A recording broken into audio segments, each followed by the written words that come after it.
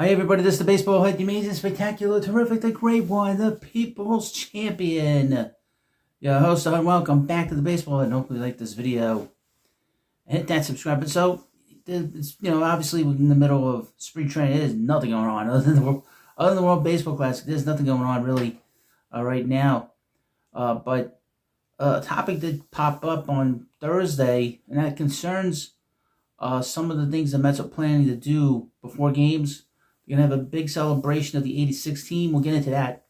They're gonna have a big ceremony. They're gonna have a big reunion of the players that are still alive. Amazingly, only one player has passed in 40 years. We'll get into him. But also they announced the days for Lee Mazzilli and Bobby Valentine going into the Mets Hall of Fame. And of course, they've not announced the date of it. But Carlos Beltran is going to get in the Hall of Fame, the Major League Baseball Hall of Fame, and they're going to honor him separately. Originally, they were going to have the three of them, Valentine, Maz, and Beltran, going into the Hall of Fame for the Mets all at the same time. But because of the big thing, the enormous honor of Beltran getting into the Major League Baseball Hall of Fame, they have put that separate, which I kind of figured they were going to do. But also they're going to the rumor is that the Mets are going to retire Beltran's number 15. Now, right now, that number is still being worn by Tyrone Taylor. I've not checked the Mets roster on MLB.com, but up until really Wednesday, his number had not been retired yet. And Tyrone Taylor's still wearing it. So, what's interesting is that has not happened yet. But the rumor is they're going to retire the number, and that same day they're going to honor him going into the Mets Hall of Fame. Very similar to what they did with David Wright last year, which was an enormous thing for the Mets.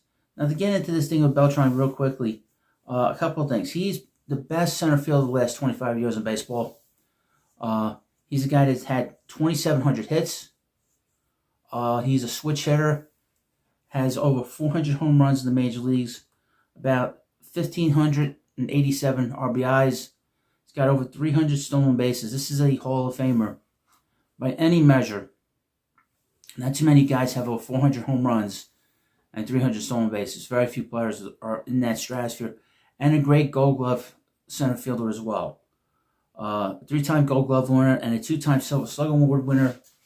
Obviously, the big thing that taints his background is the 2017 World Series. By that point, he was a role player. He was Rookie of the Year. So there's no doubt that he's a Hall of Famer. And I take no issue with the Mets retiring that number, because no other Met really had that number, made it their own. We had Ron Darling wore it for a little while.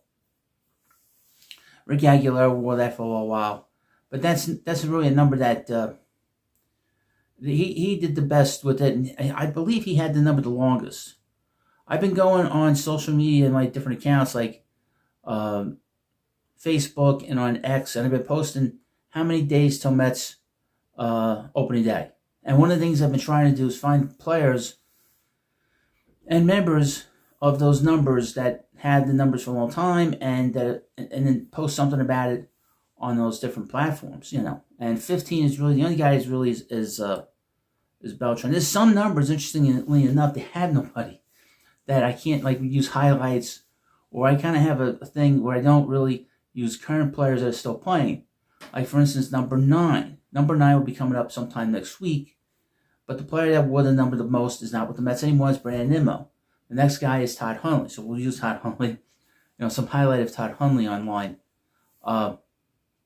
Now, I bring up this thing with Beltran. Now, Beltran is not an all-time great. He was an excellent player. Like I said, he's the best center fielder in the last 25 years. Across the board, home runs, hits, smart player, extremely intelligent player. But his wins above replacement is 70, which is extremely high. And he was a clutch hitter. Aside from one at bat in his career, Mets fans are pissed off about. Get over it. Now, what's this video about? Well, I don't take any issue with him and having his number retired with the Mets. That's not a big deal. The Mets were very lazy prior to Steve Cohen taking over the team when it came to retiring numbers. They only had really 3 numbers retired. And then they were going to retire Jerry Kuzma's number, but then the whole nonsense with the pandemic happened, and that kind of got pushed back. But really, it was only 3 numbers that were retired and only 1 player. And everybody knows that there were so many numbers that were being neglected and so many players that weren't being properly honored during the time of the Wilpons. And one player that was not honored and should have been honored when he was alive was Gary Carter, who, by the way, I'm biased. He was my hero growing up. That is not some, like, oh, I loved him as a player. No, he was my hero. And I have sort of a different kind of affinity for him than I do the other players. I never really got upset about players leaving. He was the most upset I ever got that left the Mets when I was a kid. So, just sort of give you an idea of where I'm coming from. Now, Gary Carter is a player that played most of his career with the Montreal Expos, okay? But there are no more Montreal Expos anymore. All right, that's the first thing. Second thing, he played here 5 years. He was on the All-Star team 4 times. He won a World Series. He's a 2-time Silver Slugger Award winner. He was the only player on a great team that made the Hall of Fame, and from the '86 team. He is a player that completed the Mets. I was thinking about the '85 Mets, and I thought about them a lot over the years. Is that they were a team that won 98 games. They lost Darryl Strawberry for 6 weeks, and they still won 98 games. That team should have gone to the playoffs that year, but because of an injury to Darryl Strawberry for 6 weeks, they didn't make it. They won 98 games, and that was it. So that tells you the greatness of that team, how good they were as a group. And Gary Carter was what everyone has said, was the final piece to that puzzle. And it wasn't because of an injury to Darryl. They would have gone to the postseason because they were better, believe it or not, than the Cardinals were. We'll get into this other thing some other time, but about the '87 Mets and '88 Mets. But even though he was on the backslide in '87, '88, and '89, got injured, he was still playing every day. He was still making all-star teams. I make the sort of claim that he was the face of baseball when he played. Because his face was everywhere. He was on baseball card boxes everywhere. Okay, and everybody knew who he was. And he was probably the most popular player, on the Mets. And he was probably the closest to the fans in terms of wanting to please the fans. And I also say this, and I've said this online, that he's not the creator of the curtain call, but he perfected it. Now, I believe because there are no more Montreal Expos. And the fact of the matter is, he is a Hall of Famer. Okay? And he spent very significant time here with the Mets. Mets won the World Series without him. He had one of the biggest bats in the history of this franchise in Game 6 against the Red Sox. That can't be forgotten about. Okay? You have to do more than just honor him with a plaque. Now, the number has not been worn since 2001. It was worn by Desi Relaford, which was a joke. The Mets were ridiculous, and the numbers they were issuing the players, like 8 and 17 and 18, and they shouldn't have been doing that. Okay, those numbers should have been put out to pasture. Now they did dabble that with number 24. The only person I didn't have a problem with him wearing it was Ricky Henderson, because Ricky was on the level of Willie Mays. But the point is that Gary had spent so many years here with the Mets. 5 years is nothing to sneeze at. He had a very deep connection to the Met fans. And obviously, he is a key member, the 4 pillars of that team. He was the 4th member of those pillars at Mount Rushmore of Mets in '86. Keith, Darryl Strawberry, Dwight Gooden, and Gary Carter, the 4 players that held that team together. They were the 4 great players that the Mets had. It's funny, back then people said Mets had 4 Hall of Famers on their team. Unfortunately, it's turned out to be 1. It should be 2. That's a separate issue. But Gary should, and I would mention, it was such a failure on the part of the Wilpons not to retire Gary's number when he was still alive. The number should have been retired in 2003 when he made the Hall of Fame. There was no reason for them not to do that. There was also no reason for them not to retire the number when he passed away. They had the number on the outfield in memoriam and on the uniforms, but they never retired it. I think part of it also is that Gary has passed on. And who's speaking for him?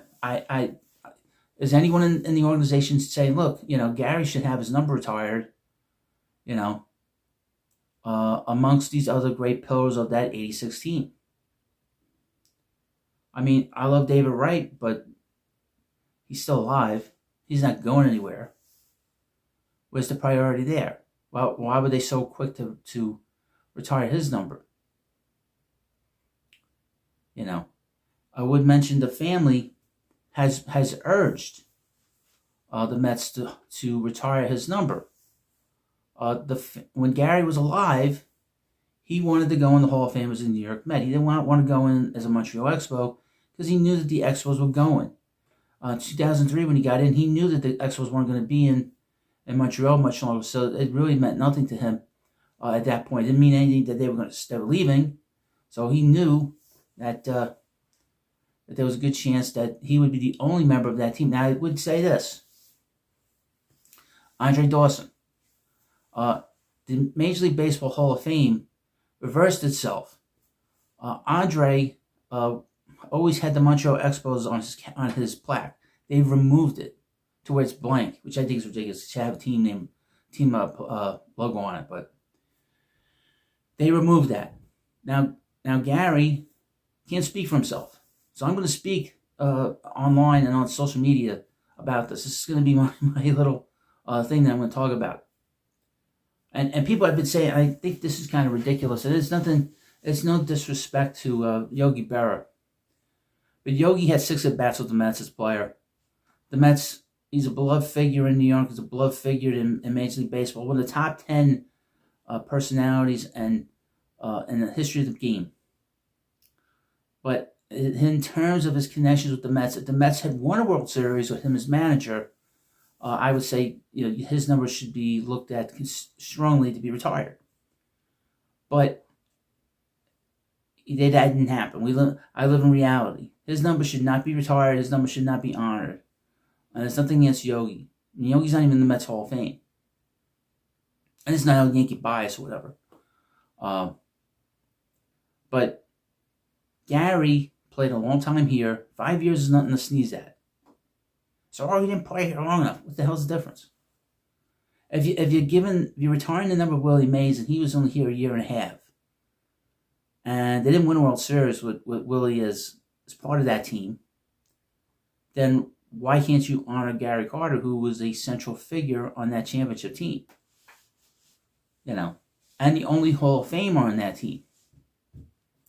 So to me, it doesn't make sense. It's not an injustice, but it's an inequity here that needs to be adjusted. I have no problem with him being in the Major League Hall of Fame as a Montreal Expos. There's no issue there. Okay, he played most of his career there. He had some of his best years there. Although his 2 best years in terms as a run producer were with the Mets. By the way, most home runs he ever hit was with the Mets, and he was only 1 RBI off from most RBIs in his career. And he had a lot of MVP votes in 85. He had a lot of MVP. He finished 3rd in the MVP voting in 1986. In my opinion, he should have won it that year based on the fact that the Mets were a great team that year. He had a great year until he got hurt and missed 2 weeks of that year with a stupid thumb injury when playing first base of all things. And he had a big World Series. He had a big hit in Game 5 against the Astros, even though he had a terrible series leading up to that game. He was a big performer, and he had a good postseason. In 1988, he won Game 1 against Oral Hershiser and the Dodgers. So this is not a player that doesn't, and he was very theatrical. if you remember, and even if you don't remember, you see clips of him. I mean, talk about one of the biggest, hot dogs, and one of the biggest, and the biggest reason people hate him is because he beat you and he let you know he beat you. A big personality. In terms of just on I don't know how he was on, in the clubhouse, he was sort of like the guy, the boy next door, sort of, but on the field, when he beat you, you knew it. With the pumping of the fist and the sort of waving hello to the fans, there was no bigger personality in the game. And nobody had a deeper connection to the fans than he did during those years. You can mention Mookie Wilson, but Mookie was different, carried himself very differently. When Mookie beat you, the other team didn't get mad. The other players didn't get, the other fans didn't get mad. A lot of people didn't like Gary, but it wasn't anything in a bad way. He didn't mean anything by it, but from what they said, as a player, he was just happy, But that number 8 should be honored. If you're not going to wear it, retire it. Simple as that. For the longest time, Keith Hernandez's number wasn't being worn, for the longest time. And like I said, the number 8 should have been retired in 2003. Mets should have had a big ceremony for that number, specifically in 2006 for the 20th anniversary of the team. They didn't do that for whatever reason. The Wilpons, after the Mets won in '86, they were and Doubleday were very quick to move on from that team. Very quick to break it up. Very quick to not want to acknowledge that group because they didn't like them as people. Because they were a tough team, and they were close knit team, and they kept them out, and it bothered the hell out of them that they weren't a bunch of nice guys, But it is time to honor another part of this Mets history. Steve Cohen has done a wonderful job at this. That is an omission that has to be fixed. Okay, I don't want to have to see this going on another 10 years, another 20 years. Okay, I don't want to have to see that. I'm going to keep up on this. This is important to your host. It's important to me. And I'll have other videos across all my social media accounts. On Facebook, Instagram, I have an Instagram account. And on X, of course. I will keep up with this. And we'll have shorts on this too. I'm not going to give up. I'm not going to give into this because this needs to be, the Mets need to do this. And I'm going to really work hard on it. So, let me know what you think about this video. And, of course, please subscribe to the Baseball Hut, and I'll see you later.